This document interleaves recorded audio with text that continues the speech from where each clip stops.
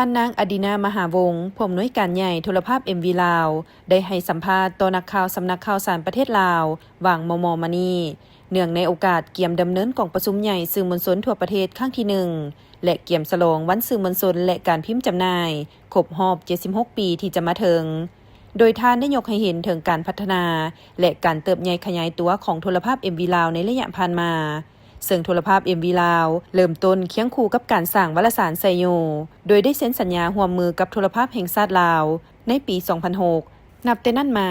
ได้ปฏิบัติหน้าที่นำเอาข่าวสารต่างๆจากโทรภาพแห่งชาติลาวมาออกอากาศผ่านโทรภาพ MV ลาวพร้อมทั้งได้นำเอาสารคดีแปลภาครูปเงาเป็นภาษาลาวพร้อมนี้ยังได้จัดรายการอื่นๆที่น่าสนใจตื่มอีกในโอกาสนี้ท่านนางอดินามหาวงศ์ยังได้ยกให้เห็นการเติบใหญ่ขยายตัวและการจัดตั้งปฏิบัติเวียกงานโฆษณาเผยแพร่ข้อมูลข่าวสารต่างๆของสื่อมวลชนลาวในระยะผ่านมาที่ได้เคลื่อนไหวเก็บกำข่าวภาพตามพระบทบาทเฮ็ดให้สื่อมวลชนลาวทั้งเพศหญิงและเพศชายได้มีการเติบใหญ่ขยายตัวทั้งปริมาณและคุณภาพได้นำใส่เทคนิคเครื่องมือที่ทันสมัยเข้าในเวียกงานวิสาสะเพาะเป็นผู้ส่งเสริมทุกการเคลื่อนไหวของสังคมเป็นแห่งขับเคลื่อนการพัฒนาเศรษฐกิจสังคม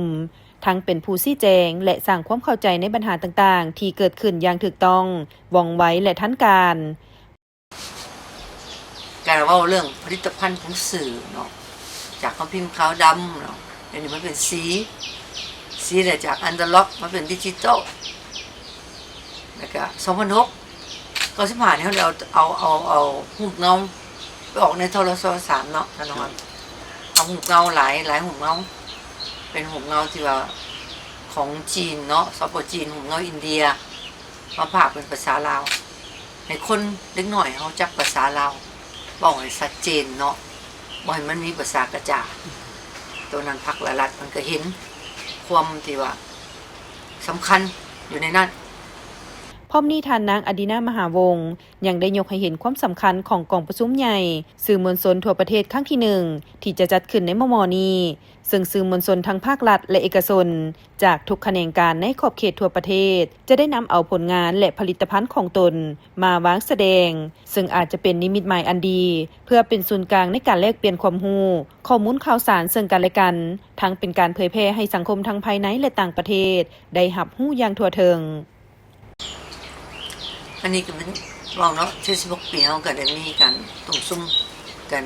ทุกปีเนาะแต่ปีนี้ว่าเฉพาะแต่มันตื่นเต้นแหละเขาขึ้นในศูนย์การพักเนาะ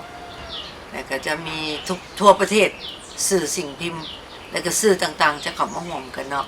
จะมาวางแสดงแต่อดีตถึงปัจจุบันและอนาคตมันจะเป็นอะไรเนาะทุกคนก็เกี่ยมพร้อมมีความที่ว่ากระตือรือร้นเนาะและมีความที่ว่าปลื้มปิติดีใจจะเอาผลงานของตัวเองออกมาสู่สายตาชาวโลกและสากล